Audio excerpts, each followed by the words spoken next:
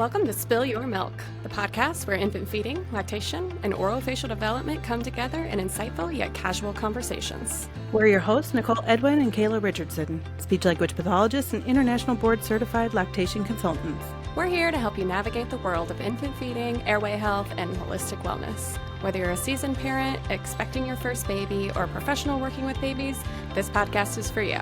From breastfeeding and bottle feeding tips to developmental feeding and body work, we're tackling it all. Plus, we'll share some real stories from families and interview experts across the field. So take a deep breath, settle in, and let's spill some milk.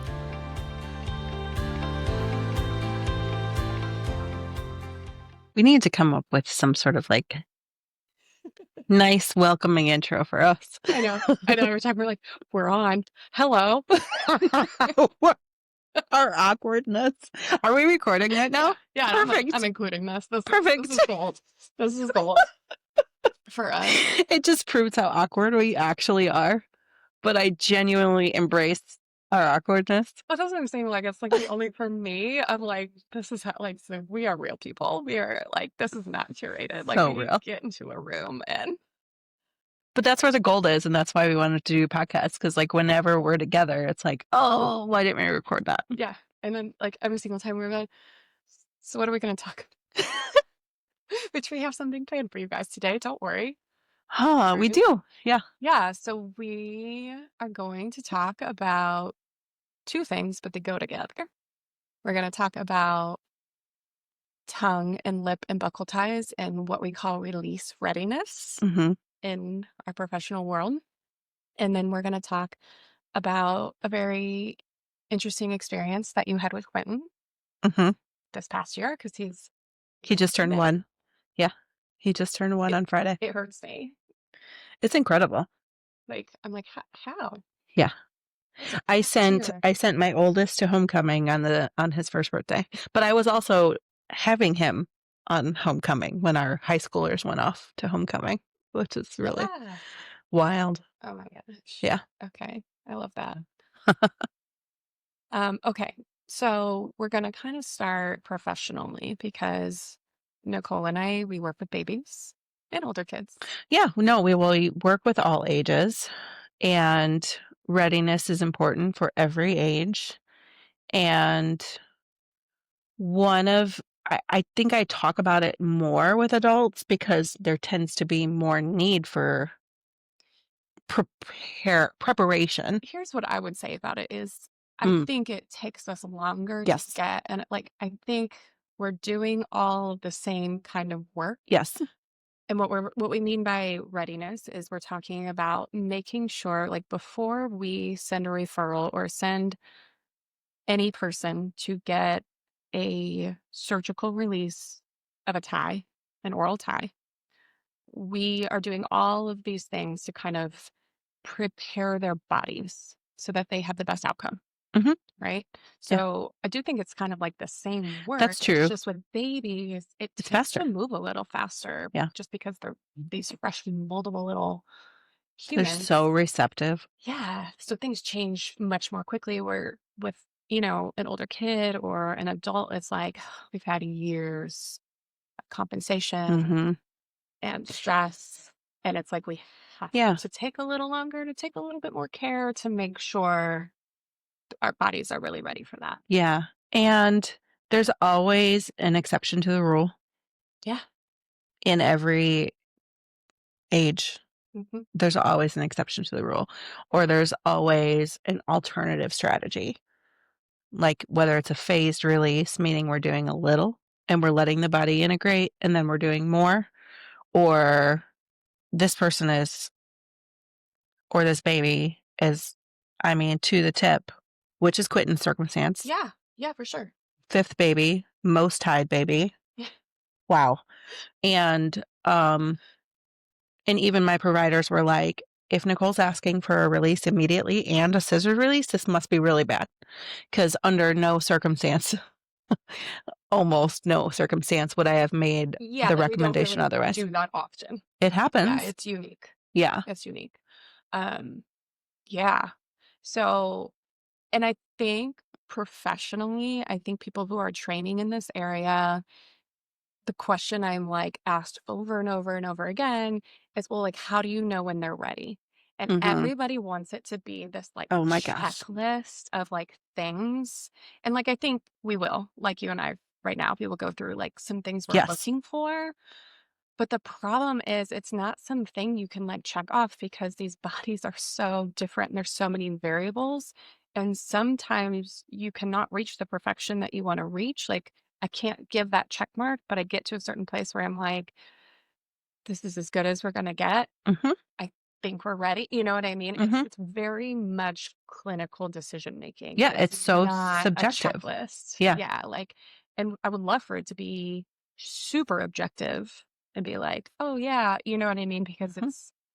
it's a stressful part of our job to be able to be the person that's like, "We're ready now," but Mhm. it's just not that clear cut.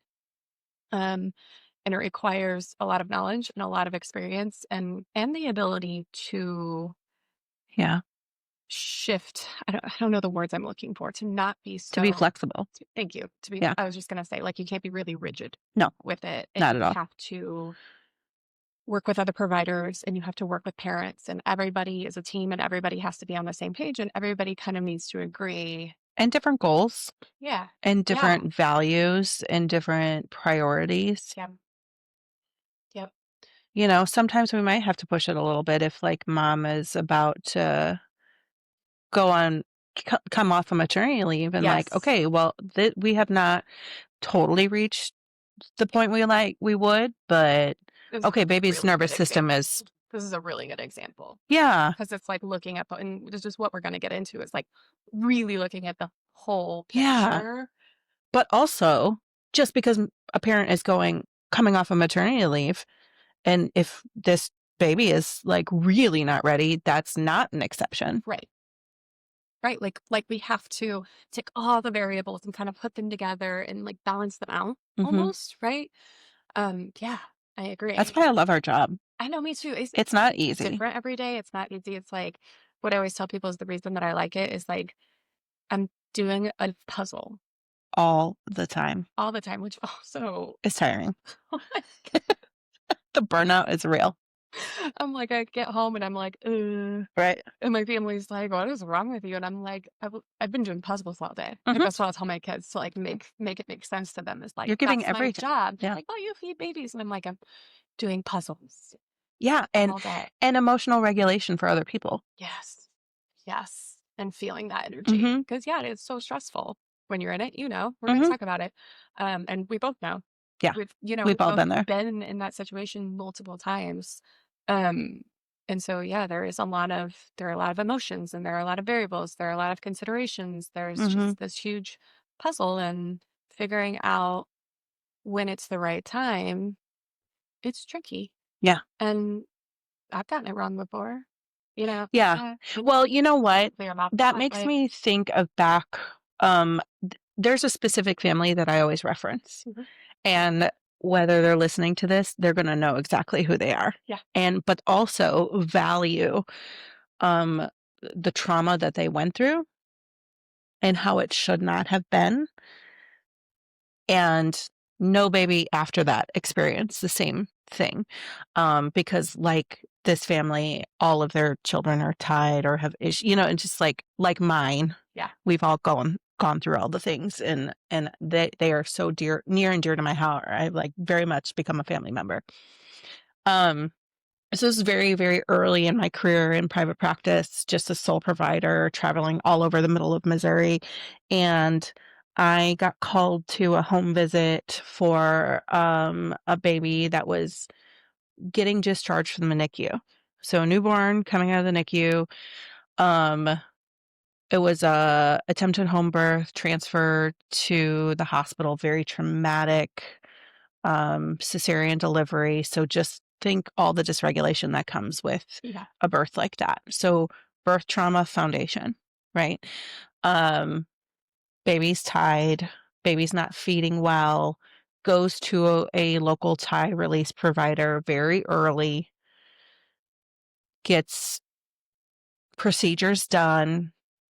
The next day, baby is not eating, baby is failing. quickly they're like knocking at the door of the provider, like, help us, help us. Mhm. And then it baby very quickly fell and landed in the NICU. Yeah. And so that is the reference I go by for a release too early, unsupported, um, dysregulation, like checked all the boxes of not being ready for a release Yep. by no fault of this family at all. And I have gone toe to toe with some very well known providers in the field of releases, and I will still stand firm that a tie is never an emergency. Yep. A tie release is never an Right. emergency. We both say that. Yeah. Well, what if? What if? No, no, no. Yeah. We can always feed a baby. We can always feed a baby by syringe, by finger, by bottle, by cup, by NG tube. Yeah. Yeah.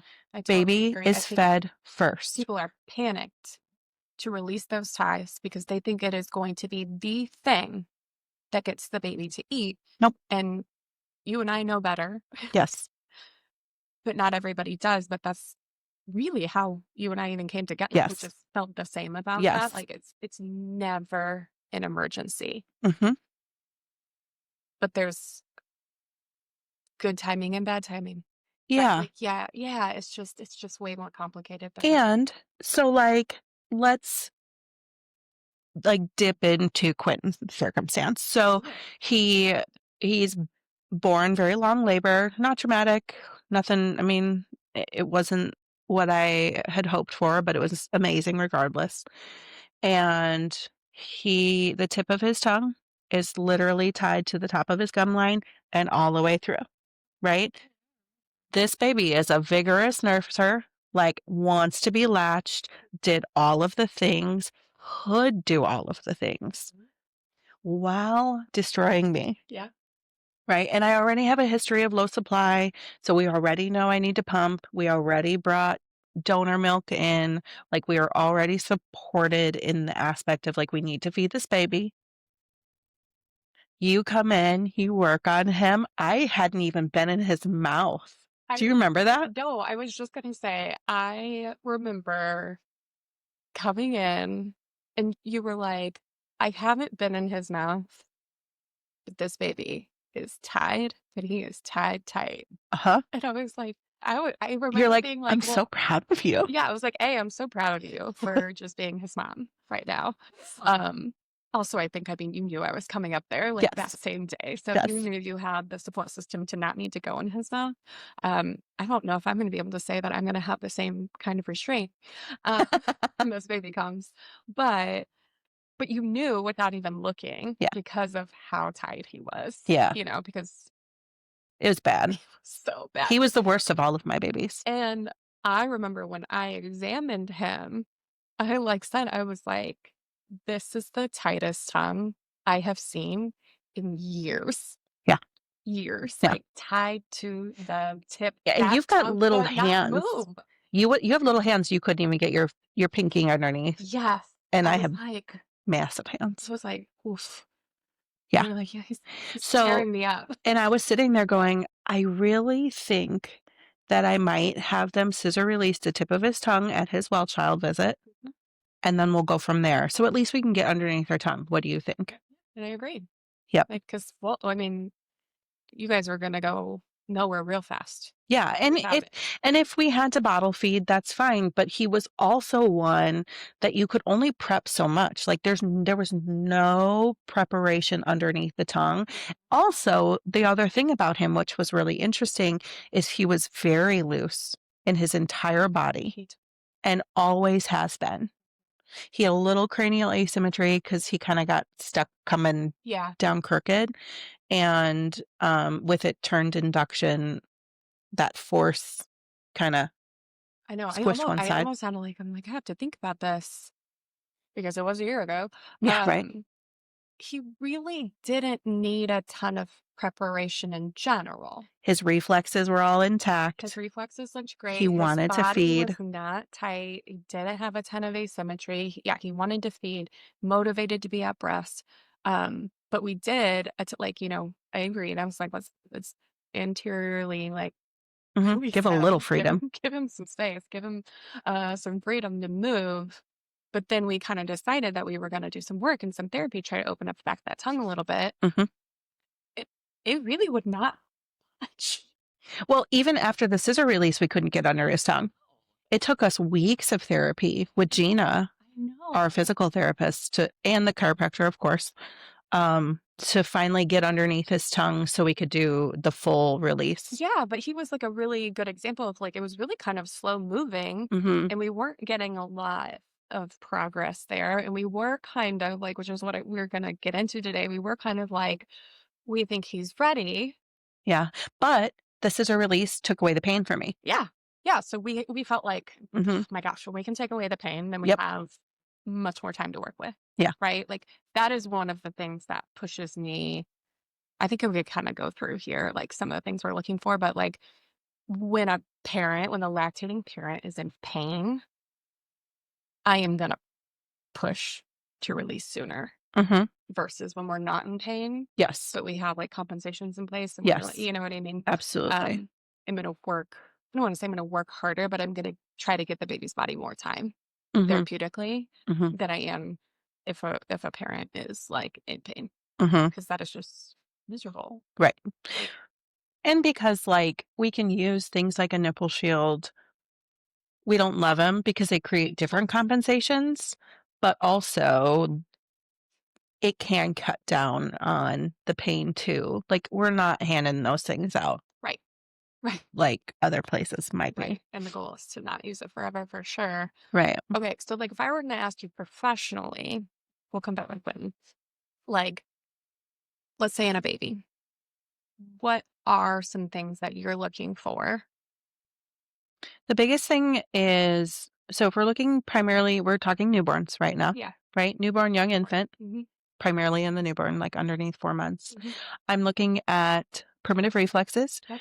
because there are many times that I find somebody who might not be well educated in all aspects of feeding an infant might think that a tie is present because of oral dysfunction that is present, and the source is dysfunctional or literally not intact primitive reflexes. Yes. So for those of you listening going what are they talking about? Babies are born with reflexes, primitive reflexes. Many of those are intact to help them feed. Survival. That's why they're called Yeah. primitive. Yeah. Often when we evaluate babies, the reflexes are either, let's see how I want to say this in a term I that like, makes sense.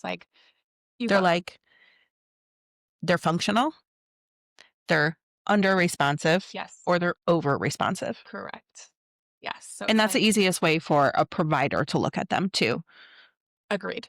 It's always it's in the simplest way. Mhm. That is how I see it too. Is under responsive, over responsive, or intact. Mhm. Right. And we want them to be intact. We want Mhm. them to be functioning right there in the middle, the way Yeah. that they should be. Yeah. And Because what you just said is the symptom coming from a tie or is it coming from atypical reflexes? We want to rule that out because we don't want to send a baby in for a surgery if that's not even the problem. yeah, we want to know this is actually the Yeah. case. And B, if those reflexes are intact, when we do a release, boom, we're going to have much better function right off the Right? bat, right? If you're going to release a Mm, tongue and the suck reflex is thank you. all over the place, either. Guess what? You're going to think that tie release didn't help. Exactly. Exactly. So That is why a big one. that puts me up on the platform. I know you get so hyped up about That is why you work with somebody. Yeah. Because if somebody, I tell this to providers that I'm working with. I'm like, if you get somebody off the streets, and they always giggle at it, because I'm like, if you get a family off the streets wanting a release because they think their baby has a release, and maybe they do, And then you release them, and then they go off unsupported, whether you gave them stretches or not. That's such a small piece of the picture. And then it still doesn't work. You look like the bad provider. Mhm. But what happened was there were so many other layers that were not addressed before, during, and after to create success. Yep. Yeah, reflexes are so big. And there's a lot we can do Mhm. therapeutically, Mhm. chiropractic care, the Mhm. body work, Working like on the nervous system is huge. it's so huge. And so that's a biggie. Yeah, it is. That's a And big. it's like my baby. I feel like that is one of my really big passions is primitive reflexes. And why I love working with babies so much is because they're so true. They either can or they can't.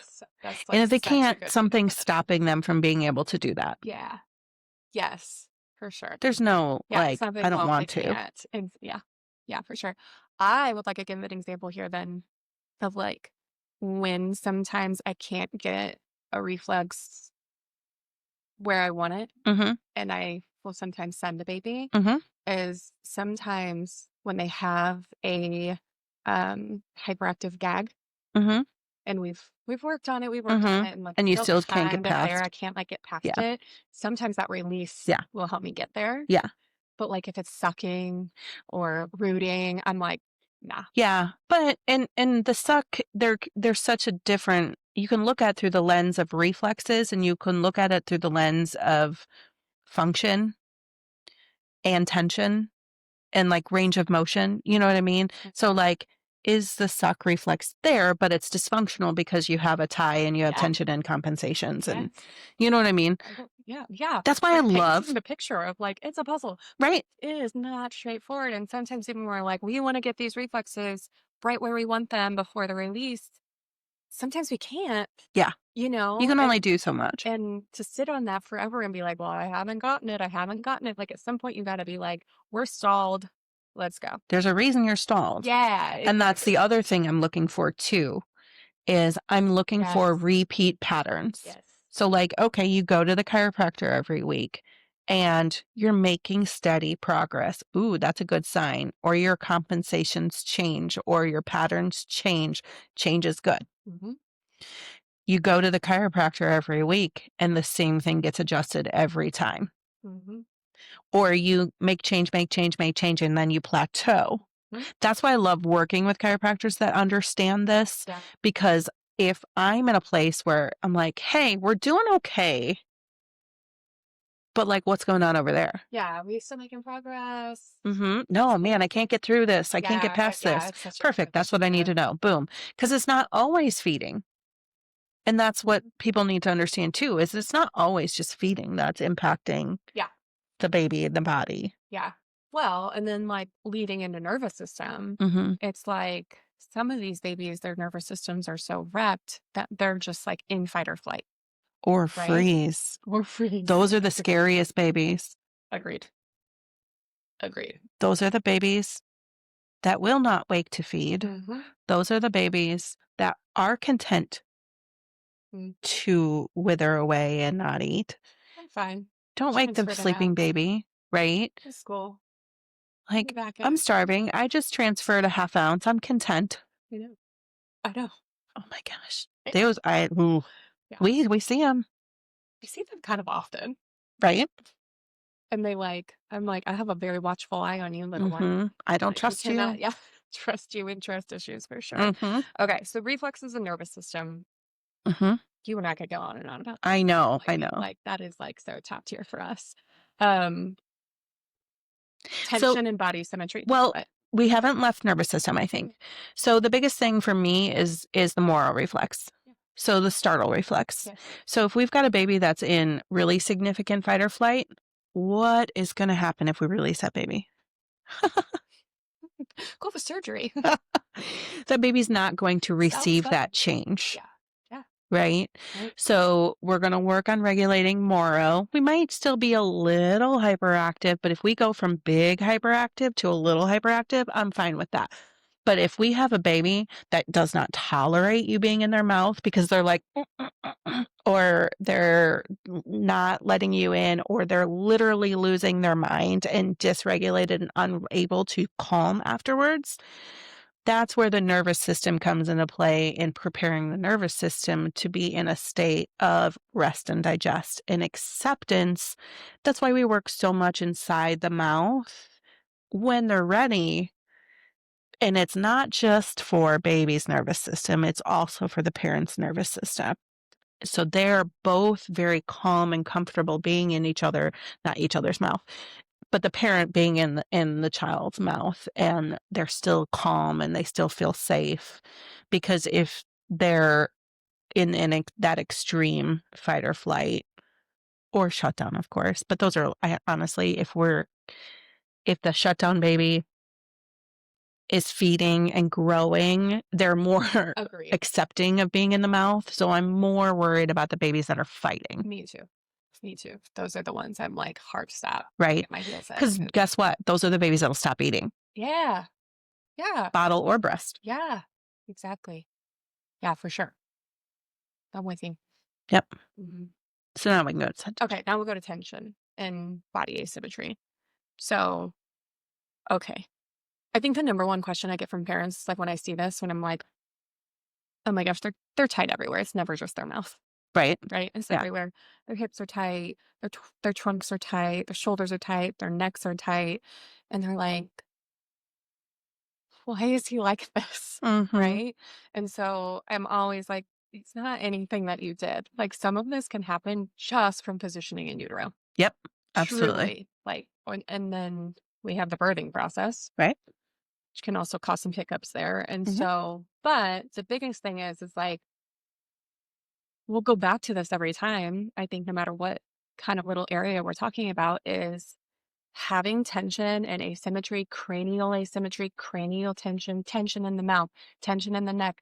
Those things can cause the same symptoms as a tech. Yep.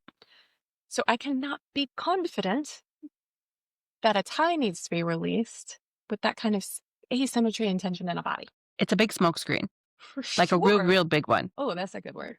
Yeah. You have the best like little Thank you. analogies. So it's like one of the things we really want to establish. I think symmetry is huge. So Mhm. when I say that, I mean like they're tighter, they're much, much tighter on one side, or their head wants to go to one Mhm. side. Because we don't want them to heal that way. Correct. I like to nobody uses pantyhose anymore. Oh, well, my children or my daughter In wants the to. dance, yes. Okay, so she's in the dance world, so she does. Yes, they're But nice. do you remember back when we wore them and you'd skin your knee or something like that, or you get a run in your hose? Mhm. That's dating me. Run in your house. Obviously, I'm an elder millennial. Oh my God. Run in your hose. But when you get a hole and then maybe you could flip them around and wear them backwards and then or whatever the case is. Or just get new ones. Hey, What? do you genuinely not know what I'm talking about? You would flip them around and they'd be on the back of your leg. I know, but at least you wouldn't see it in the front. But Okay. everyone behind you can see. It's fine. Probably sitting down. Okay. All right. I'm with you. I'm following. Just no, I didn't do that, but Okay, maybe it's a really bad analogy. Whatever. But you get a hole and then it's crooked. So an easy way to almost use that analogy Yeah. of the fascia yeah, I hear. and pantyhose. And if there's a hole, but then it's crooked, but we want it, we'll use the analogy of skinning your knee and getting a hole there. Yeah. But the hole is over here. We want the symmetry. We want it Yeah. in line. And if our tongue, and of course we've got video here. So if our head is stuck to the side and then you release, it's in the middle of the tongue where the release is, but the whole fascial system is crooked. Right.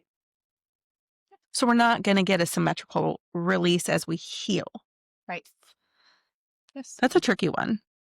It is. I think that you really have to like kind of understand fascia. Yeah. That takes some education on like the fact that it's all connected to each other and how Yeah. like even if my neck is tight here, You're like, that's "Why?" going to be pulling in Mhm. other places Yeah. too because it's all connected to each other. So, speaking of, like, cranial asymmetry, I had a baby just the other day, with possible buckle ties. Why would they be possible? Well, because the tension's pulling on the fascia. Cranial asymmetry. Uh-huh. The maxilla was shifted all the way over, and this baby had not had any cranial work. Baby has had chiropractic, but not cranial. And I was like, when some frenums are so there, you know what I mean? It's like a big old bat wing when we're looking at a buckle tie. They're just like Yeah. there. Well, this one was mid range on the gingiva. And there's tension, but I also recognize that the maxilla is shifted so far over that this could be a false tension on these buccal frenums Mhm. that I didn't feel comfortable saying, yes, this is for sure the case until we've navigated Yeah. creating symmetry in the cranium. Looks like a tie, Looks like a but with tie. some cranial work. Is it? Will it look like one afterwards? Correct. Because everything's just shifted over. So it's pulling. Mm-hmm. Yeah. Mm-hmm. Yeah, those are tricky. Mm-hmm. One-sided nipple pain with latching, one-sided decreased production. Baby is a little asymmetrical, had torticollis, but is doing better in that aspect muscularly. Like a lot of GI improvement. Like, That's why we'll go next. yeah, because why could you also have whole body tension that's not a tie? GI discomfort. Yeah, but what I was going to tie into is like, what do you often see when babies who have cranial asymmetry and cranial tension and issues with head shape? Where are you going with that? Issues with reflexes. With reflexes. Yeah, Yeah. exactly. Yeah. So, like, we're not even working on these things we're talking to you guys about. We're not even working on them in silos, Mm-hmm. right? A lot of times they're all there and we're untangling all of it. But yes, GI babies, Mm-hmm. mm, they're hard. Mm-hmm. They're really Because hard. there's a constant fire in them. Yeah. So, we're talking about babies who are really gassy, are not stooling regularly, or their stools are atypical. Maybe they're green, maybe they're not seedy, maybe they're really runny, maybe they're mucusy. Um, there are reflex symptoms. So these babies tend to be just uncomfortable. Mm-hmm. And then, of course, they're kind of like bearing down and tightening up all the time because they don't feel comfortable. So then their bodies have all this tension Mm-hmm. in them. And so, again, and often they're in fight or flight. Mm-hmm. So it's like we really want to work to get to the root cause of the GI stuff prior to sending a baby for a release. Right, because what might that look like? It might look like a posterior tongue tie, right? Right. And so, like, oh, well, what's a posterior tongue tie? Could it be that it's just muscular tension pulling down on the tongue, and we have so much more muscle in the body than we do from the head and neck up? Mhm. Like, so it could be a frenum that is further back, holding down the tongue, and it very likely could also be muscular tension in the entire body. Mhm. And then on the flip side of this is like, well, we know that babies who have ties, they spit up. Not all of them. They spit Swallow up, air. they swallow air, they're gassy, they're Mhm, uncomfortable. So mhm. you got to find this area of like, where is it coming from? Yep, Right? And yep. so usually we'll just try to implement a lot of other Strategies. strategies. And again, it's like if we're hitting a wall at some point, Mhm, we're gonna, that's the mhm, time. mhm. And hopefully we get more improvement Yeah, after release. It's all very tangled and tricky it when we is. really talk It's about very strategic. it is. I love that we are speech pathologists and lactation consultants. It gives us a really cool lens Yeah. to be Agreed. able to look at all the pieces. Agreed. Or the rest of our team, OT, IBCLC, PT, IBCLC, Dietitian. dietitian, Those GI IBCLC. babies. Oh my gosh, she saves me. Oh, thank you. Help me. Thank you so Help much. me. Yeah. Right? Yeah. So like Off you can those, go to see yeah, so Teresa. those are like physical things Mhm. inside the body we're looking for. But what we want to talk about right now is I know where we're even going. bigger picture. because the the family is a unit, and we are not only working with the baby, Mhm. right? So the lactating parent, the supporting parent, Mhm. siblings, the whole family dynamic. Like you kind of hit on it. You're like, well, what if mom's getting ready to go back to Mhm. work? Because And sometimes that happens. Sometimes we have daycare providers that help. I've gone into daycares to educate. well, some of them are do really, really well. Yeah. And that's kind of part of the conversation I have of like, if if we wait a little longer, because I think like I'm still Yeah. making progress, Yeah. and your baby is getting ready to go to daycare, is this an environment or is the caregiver that is going to be with your baby, do you feel like that they might be capable of handling the extra care? Mhm. And sometimes the answer is yes, and sometimes the answer is no. And Yeah. that will sometimes dictate Yeah. our decision making Yeah. as a team. Um, but I think the point I want to make is like, okay, these physical things in baby's body, we talk about those so much, but the family dynamic and the readiness of the entire family is also a really big piece. Yeah. Because I will not forget the day that you came to me and you said, Quentin is ready for his release, but I am not. Mhm. And you were not. Like, not even close. No. Like, I'm feeling that I welling know. up I'm already. like feeling it for you because, and that's okay. Cry with us. I know, right? Um, Someone's trying to be calling me right now, guys.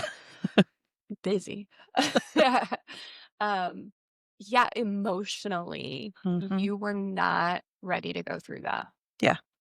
And I think you did a really good job because of where he was and because of all the support you had and all the providers you had supporting you. You were in a fine place Oh, dream team. to wait until you Yeah. were ready. Yeah, because I was still using an SNS at the time. I was still using donor milk at the time. I think I had, by that point, maybe even had to discontinued pumping because I was like, Yeah. Yeah. time for this shit. Yeah. Yeah.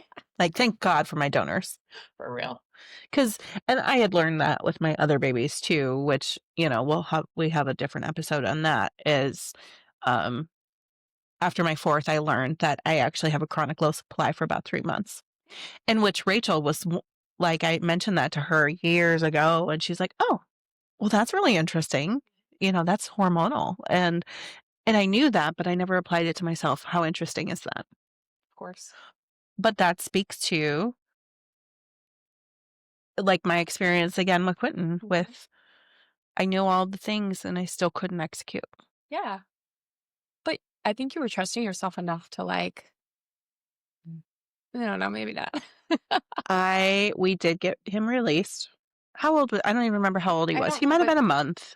but I feel like when you did that, you gave your time, you gave yourself the space. Like after you said to me, I'm not ready, I got into a better you gave yourself the space to yeah. process it. And I think you weren't all the way there. I don't know that anyone's all the way there.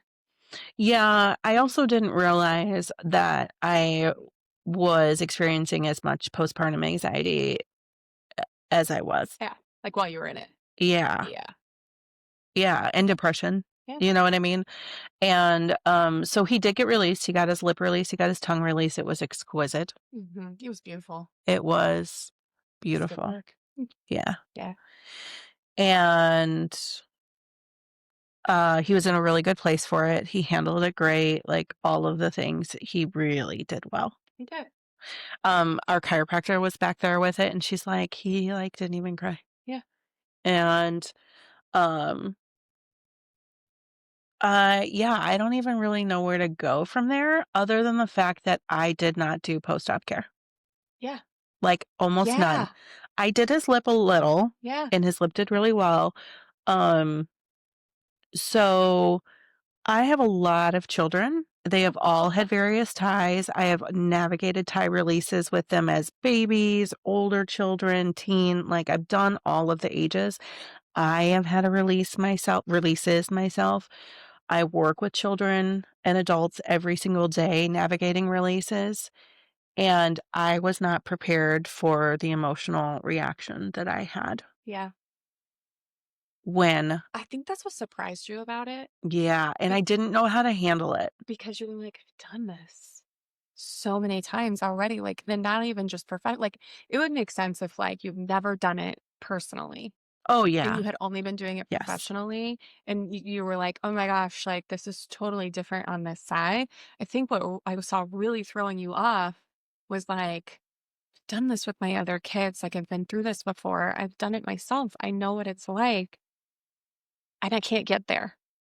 I would go Yeah. into his mouth, and I would be, like, covered in sweat. You would I just have couldn't. such a stress response. I could not handle it. So then and and I've said this many times, and I don't even know how far into his post-op care this was. Um, I came into probably a team meeting after seeing Gina or something like that, the physical therapist, and I was like, "Millie, you'll never guess what. I cannot do his post-op care." I, like, told everybody at certain points I individually, can't do it. and she goes, "Well, I bet Kylie's getting a lot of practice, huh?" And I just stared at her blank, like, "No, she isn't, actually. Why didn't I think of that?" Because like, I just didn't no one was even doing it, think right? Like, you were no like, "I'm one, not doing it. No one's doing no it." one was doing It's it. like, you I mean, you got a couple stretches a day, I know, but yeah. I mean, and I I don't also know. I use don't like almost don't know where to go with this either because but this is why I wanted to talk about it because it's just like, I oh, know so many people have been through this process with their babies and like you're not insane. Like there's just so much emotional like crap right? that like you almost can't even explain, Yeah, right? It's just like, and why can't I go into his mouth without sweating? And I never told Scott. Like, I never told him that I wasn't doing them or I struggled when I did do them. He probably would have done it for me, For sure. but I didn't I felt like I was failing if I couldn't That's what do I it. And was if I gonna even ask. like revealed that I couldn't do this. That is exactly where I would have been Mhm. because, too proud maybe. Like, I don't know what it is. Like, I don't want people to see me failing. Like Yeah. when I'm not doing well, you know what I Yeah. mean? I want to mask that really hard. Yeah. So you're just kind of like beat bopping through, like being like, I know that I'm not doing this, but I'm not telling anybody else. And even when I would stretch him, he would like fuss a little Like it and then wasn't he'd be even that fine. bad, right? Like it wasn't even a big reaction. But Yeah. again, But the reaction was huge he for was me. not the only piece of this puzzle. Right.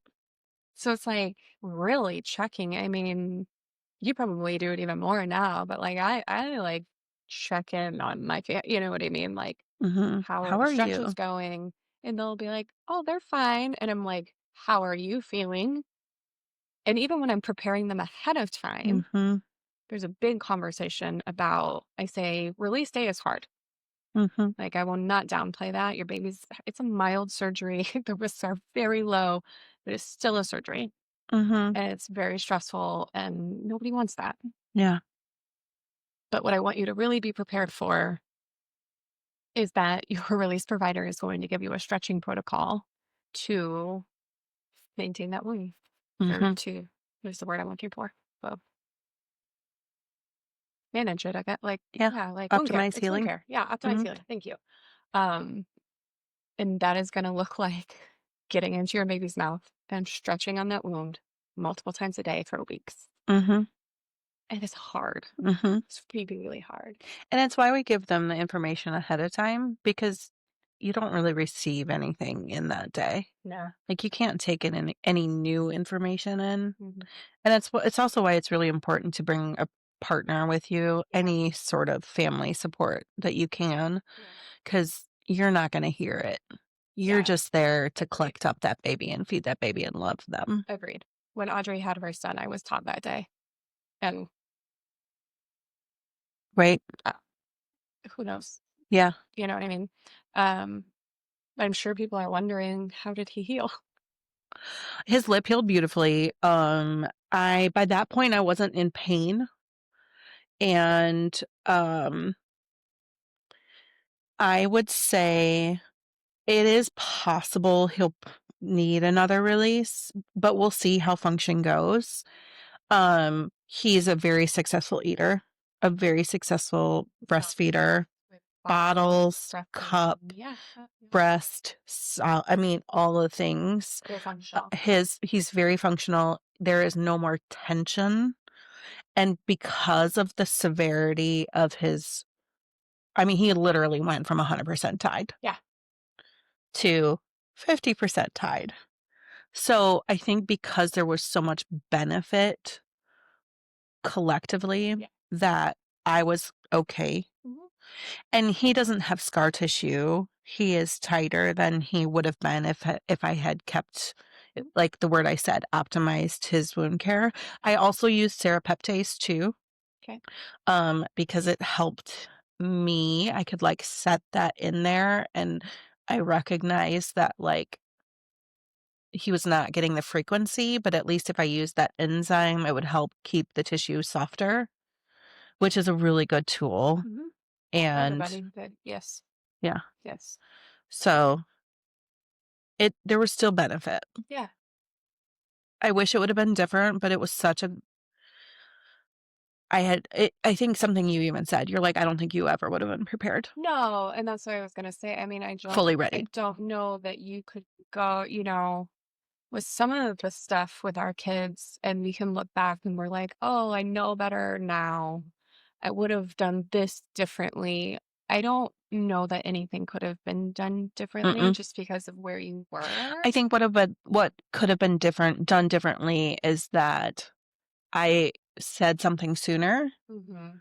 or somebody asked me, Yeah. because I think everybody expected, We just assumed. "Why wouldn't Why you? wouldn't you? Like, yeah, Why wouldn't you just assume like I was doing almost just everything?" like, you know, So then we because of could the have, nature of who you are. and I'm a Like, very objective person. yeah. I am a very get down and get it done Yeah. person. So for me to have such a profound mental capacity shift, Yeah. an emotional shift, Yeah. it was very unlike my normal self. And it was actually, I mean, it was genuinely a wonderful time to like be like that. Mhm. That's a good point, though, and that's a good learning piece for, like, providers, I guess, or even Ask everyone. yeah, and, like, family members, support people of just, like, Mm-hmm. "How's it going?" You know what I mean? Mm-hmm. Like, to not assume because even people in our life, both of us, would say, "Oh, she's strong," Mm-hmm. right? Mm-hmm. But we've both had times where we don't feel that way, and Mm-hmm. we're not functioning that way, Mm-hmm. and nobody really notices, Yeah. you know? Yeah. Yeah. So yeah, to like ask or yeah, like I do wish that you would have been like, this isn't going well. Or Yeah. like you said, you're like, I don't know why I didn't tell Scott. Yeah. But like, Right. we're not ourselves sometimes. I was not myself. Yeah, we're not ourselves sometimes. Yeah. After we've had a baby. So Right. Our mental even if we capacity seem is out the ourselves, window. because you weren't behaving atypically, Yeah. really. Yeah. Yeah, you were. I was fine. Hmm. Theoretically, I was fine. Well, anything else you would want to add about readiness in general? We talked a lot about babies, but We can again, talk about older some other time. yeah, I think so too. But I It mean, still applies, but it's it different. all still applies, but it is just a little bit different. There's Agreed. different things that we look at.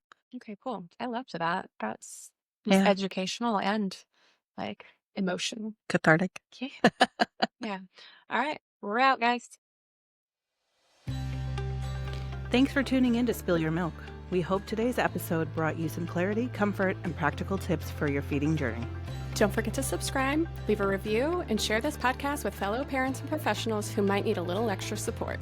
You can also follow us on Instagram at Spill Your Milk Pod for more tips, resources, and behind-the-scenes content. Until next time, remember, every drop of effort you're putting in makes a difference. Keep spilling your milk, and we'll see you soon.